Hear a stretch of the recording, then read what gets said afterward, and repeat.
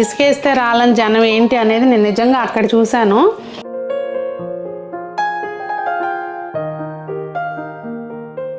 పడతారా ఉంటారా అసలు ఏమీ లేదు సంబంధం.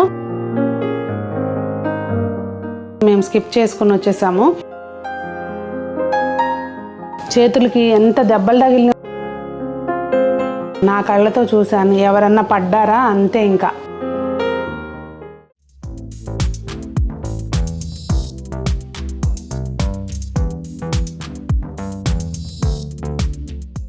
పెద్దలందరికీ నమస్తే, పిల్లలందరికీ హాయ్. ఎలా ఉన్నారండి? అందరూ బాగున్నారా? మేము చాలా బాగున్నాం. మీరు కూడా చాలా చాలా బాగున్నారని ఆశిస్తున్నాను. ఈరోజు వీడియో ఏంటంటే, మేము ఇక్కడ ప్రయాగరాజ్లో స్నానం చేసి అయోధ్య రామయ్య తండ్రి దర్శనానికి వెళ్తున్నామండి. ఇక్కడ నుంచి ఎంతసేపు పడుతుంది, ఏంటి ట్రిప్ విశేషాలు అన్ని వీడియోలో షేర్ చేస్తాను. నేను Sunitha, welcome to the Telugu hacks. ఇక్కడైతే మేము ప్రయాగరాజ్ స్నానం చేసి హోటల్ క్యాన్ క్లార్క్లో ఉన్నామండి. బాగానే ఉంది హోటల్ అయితే. సో ఇక్కడే మేము నైట్ కూడా మళ్ళీ రిటర్న్ వచ్చి స్టే చేద్దాం అనుకుంటున్నాం. మాకు మార్నింగ్ ఈజీగా ఉంటుందని చెప్పి మేమందరం రెడీ అయిపోయాం. మా సార్ ఏమో డ్రైవింగ్ సీట్లో రెడీగా ఉన్నారు. దగ్గర నుంచి ఒకటే పని, కొట్టుకోవడమే పని, ఒకటే డ్యూటీ. ఇంకా మేము ఇక్కడ సుల్తాన్పూర్లో స్టే చేసాం కదండి. ఇక్కడ నుంచి బయలుదేరి అయోధ్యకి వెళ్తున్నాము. అయితే దారిలోనే అసలు ట్రాఫిక్ అయితే మాత్రం ఇక్కడ నుంచే స్టార్ట్ అయ్యింది అనిపించింది మాకు. డిస్టెన్స్ చాలా తక్కువే ఉంది కానీ టైం చాలా ఎక్కువ చూపించింది. మేము వాస్తవంగా దారిలో టైంపాస్కి ఏదో గేమ్ అయ్యి ఆడుకుని అలా వెళ్ళామనుకోండి. బై రోడ్ వెళ్తే మనకి మన వెహికల్లో మనం వెళ్తే అలాగే ఉంటుంది కదా. హౌస్ అయిపోయిందా?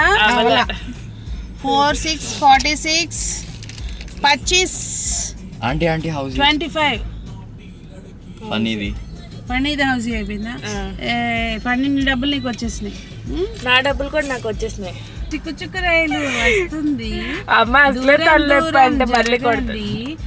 ఆగినాక ఎక్కండి, జో పాప ఏడవకు, లడ్డు మిఠాయి తినిపిస్తా, కోల్డ్ కాఫీ తాగిస్తా. కోల్డ్ కాఫీలో ఎక్స్ట్రా యాడ్ చేసాం వాళ్ళు.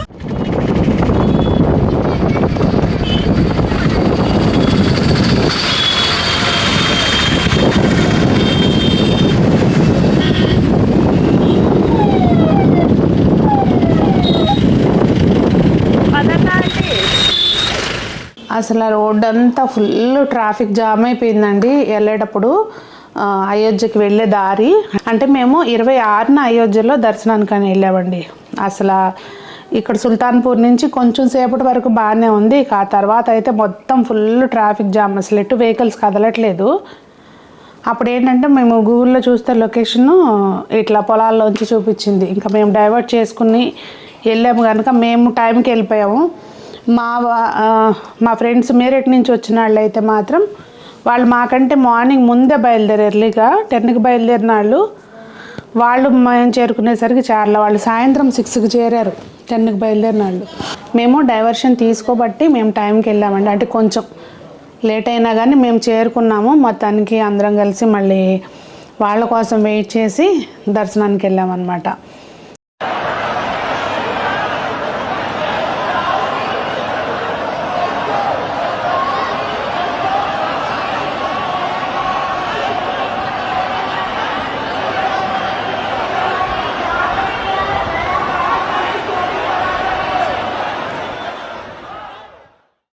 అసలు దర్శనానికి అయితే మాత్రం అక్కడ దాకా వెళ్ళి మేము రియలైజ్ అవ్వలేదు అసలు ఇంత జనం లోపల ఉన్నారు అని. లేదంటే బయట నుంచి బయటే వెనక్కి వచ్చేసేవాళ్ళం.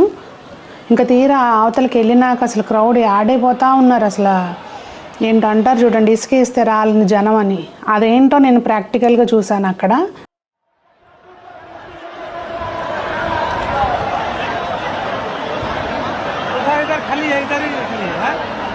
చూశారు కదండి జనం. అసలు ఇసుకేస్తే రాలని జనం ఏంటి అనేది నేను నిజంగా అక్కడ చూశాను. అక్కడ నాకేమనిపించిందంటే అండి, కొన్ని అంటే ఇప్పుడు ఇన్ని కోట్ల మంది స్నానానికి వస్తున్నారు అనేది ఎప్పటి నుంచో ప్రచారం జరుగుతుంది కదా. దానికి తగిన ఏర్పాట్లు అయోధ్యలో అయితే లేవండి. కన్ఫామ్గా చెప్తాను, అది దానికి తగిన ఏర్పాట్లు అక్కడ లేవు. ఇంకొకటి ఏంటంటే ప్రాబ్లము, జనాన్ని అందరినీ ఒక ప్లేస్లో కంట్రోల్ చేస్తున్నారు. లైన్లకి వెళ్ళే ముందు కంట్రోల్ చేస్తారు. ఎప్పుడైతే ఆ లైన్కి వెళ్ళే ముందు బార్గేట్ పెట్టారో, వన్స్ ఆ బార్గేట్ తీసినప్పుడు ఇంకా అసలు నెట్టేసుకుంటున్నారు. పడతారా ఉంటారా అసలు ఏమీ లేదు సంబంధం. నిజంగా చెప్తున్నానండి, అయోధ్య రామయ్య ఎక్కడికి వెళ్ళడు, అక్కడే ఉంటాడు. మహాకుంభమేళాకి వెళ్ళండి, చక్కగా స్నానం చేసి ఆ దేవుణ్ణి స్మరించుకొని క్షేమంగా అందరూ ఇంటికి రండి. అయోధ్య కానీ కాశీ సంగతి మాకు తెలీదు, మేము స్కిప్ చేసుకుని వచ్చేసాము. అయోధ్య అయితే మాత్రం అసలు తొక్కిసలాట బీభత్సంగా ఉంది. ప్రాక్టికల్గా చూశానండి, నేను నా కళ్ళతో చూశాను. ఎవరన్నా పడ్డారా అంతే. ఇంకా అసలు చాలా భయం వేసింది, మాకే భయం వేసింది. మాకు మగపిల్లలు మాతో పాటు ఒక 7-8 మంది మగపిల్లలు ఉన్నారు కనుక వాళ్ళు చేతులు పట్టుకుని మమ్మల్ని ప్రొటెక్ట్ చేశారండి. నిజంగా చాలా భయం వేసింది. ఇక వెళ్ళాం కనుక దర్శనం చేసుకుని వచ్చాము. వాస్తవంగా ఏంటంటే అందరము ఎప్పుడైనా దర్శనం చేసుకోవచ్చు, కాకపోతే ఇంత దూరం వెళ్ళాం కదా, ఇవన్నీ చుట్టుపక్కల ప్రాంతాలే కదా, కవర్ చేసుకుందామని ఎవరమైనా అనుకుంటాము. మేము కూడా అలాగే అనుకుని వెళ్ళాము. కానీ చూసుకోండి, పిల్లల్ని తీసుకుని వెళ్తే మాత్రం అసలు ఆ క్రౌడ్లోకి వెళ్ళకండి. అక్కడికి వెళ్ళినాక మీకు సిచ్యువేషన్ బాగలేదనిపిస్తే వెనక్కి వచ్చేయండి. దర్శనం ఎప్పుడైనా చేసుకోవచ్చు. ఇది నేను మీ అందరికీ, మీ ఇంట్లో అమ్మాయిలాగానో లేదంటే పెద్దమ్మలాగానో అందరు అనుకుని చెప్తున్న సలహా అనమాట. మా వాళ్ళల్లో ఒకళ్ళు అయితే ఇంక అసలు నేను ముందుకు వెళ్ళొద్దు, వెనక్కి వెళ్ళిపోదాము, అసలు నాకు టెన్షన్ వచ్చేస్తుందని చెప్పి గొడవ చేశారు. కాకపోతే ఏంటంటే మనం వెనక్కి రావాలన్నా అంతే నెట్టుకుని రావాలి. అసలు ఎవ్వరు మేము వెళ్ళిపోతామన్నా దారి ఇచ్చే పరిస్థితిలో లేరు. అప్పుడు ఇంకా తప్పని పరిస్థితుల్లో ముందుకెళ్ళామన్నమాట. ఇంకొకటి అండి, ఇలాంటప్పుడు ఏమవుతుందండి, కొంచెం ఒక అరగంట లేట్ అవుద్ది దర్శనానికి, లేదంటే 10 నిమిషాలు లేట్ అవుతుంది, గంట లేట్ అవనివ్వండి, అంతే కదా. ఇప్పుడు వన్స్ మనం లోపలికి ఎంటర్ అయ్యామనుకోండి, దర్శనం ఖచ్చితంగా అవుతుంది. ఇక లోపలికి వెళ్ళిన వాళ్ళని దర్శనం అవ్వకుండా అయితే వెనక్కి పంపించరు కదా. అది చూసుకోండి. ఎందుకు ఆ తోపులాట, ఆ గోలు ఎందుకు? ఎవరన్నా పడిపోతే అందులో రేపు మనమే ఉండొచ్చేమో. అట్లాంటి సిచ్యువేషన్లో మనతో పాటు పక్కనున్న వాళ్ళు కూడా మన పిల్లలు, మన కుటుంబం వాళ్ళు అన్నట్టుగా ఉండండి. ఎక్కడికన్నా మీరు ఇలా బయటికి వెళ్ళినప్పుడు ఎప్పుడైనా, ఇప్పుడనే కాదు, తోపులాటలు ఎందుకండి. ఇంకోటి ఏంటంటే అండి, ఇప్పుడు మొత్తం ఫోకస్ అంతా ఇటు ప్రయాగరాజ్ మీద పెట్టడంతో నాకు అనిపించింది, నా పర్సనల్ ఫీలింగు, ఇంత జనం అక్కడికి వస్తారని ఎక్స్పెక్ట్ చేయకపోవటమా, లేదంటే ఏదన్నా అవనివ్వండి, అక్కడ main lack of police protection అనిపించింది. అంటే ఆర్మీ వాళ్ళు కానీ వీళ్ళు కానీ ఇంకెక్కువ మంది ఉంటే జనాన్ని ప్రాపర్గా కంట్రోల్ చేయొచ్చు అని నాకు అనిపించింది. లైన్ సిస్టమ్ మనకి తెలంగాణ, ఆంధ్ర ఎక్కడికి వెళ్ళిన టెంపుల్స్కి ప్రాపర్ క్యూ సిస్టమ్ ఉంటుంది. ఎంతమంది జనం వచ్చినా ఆ క్యూ సిస్టంలో వెళ్ళాల్సిందే, ఇంకా దానికి మించిన ఆప్షన్ అనేది ఉండదు. అది మీ అందరికీ తెలిసిందే కదా. అక్కడ అదొకటి మిస్ అయ్యింది. అసలు అంటే మేబీ ఇన్ని లక్షల మంది ఒకటేసారి లక్షలు వచ్చారో, మరి మేము వెళ్ళిన రోజున ఎన్ని లక్షల మంది వచ్చారో కూడా తెలియదు. అన్ని లక్షల మంది ఒకటేసారి వచ్చి పడతా ఉంటే ఎవరూ ఏమీ చేయలేకపోవచ్చేమో. అది మన చేతుల్లోనే ఉందండి, మనల్ని కాపాడుకోవటం మన చేతుల్లోనే ఉంది. అదొకటైతే మాత్రం జాగ్రత్తగా చూసుకోండి. వీకెండ్స్ అస్సలు వెళ్ళొద్దు. వెళ్ళినా కానీ స్నానం చేసుకొని చక్కగా మంచిగా తిరిగి రండి క్షేమంగా. అది నేను చెప్పదలుచుకున్నాను. దర్శనం అయితే రామయ్య తండ్రి చాలా బాగున్నాడు.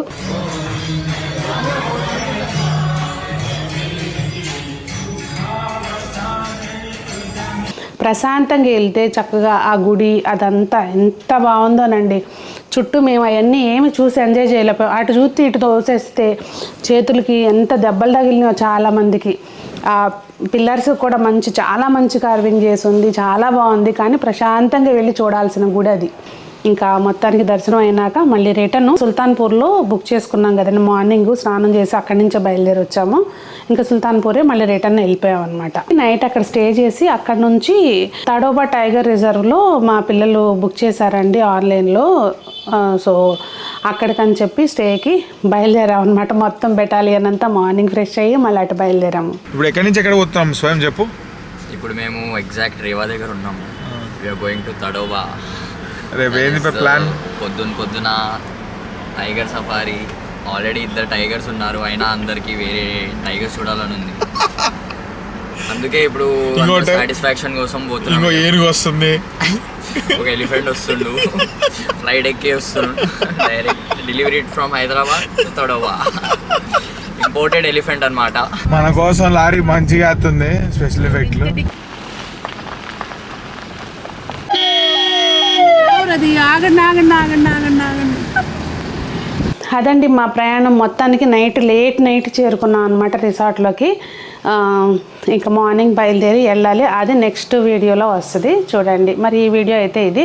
మీ అభిప్రాయాన్ని కామెంట్స్లో చెప్పండి. నేను ఏదైనా తప్పు చెప్పున్నా లేదంటే ఏదైనా కూడా కామెంట్స్లో చెప్పండి. మీకేమనిపించింది, మీరు ఉంటే ఆ సిచ్యువేషన్లో ఏం చేస్తారు అనేది కామెంట్ చేయండి.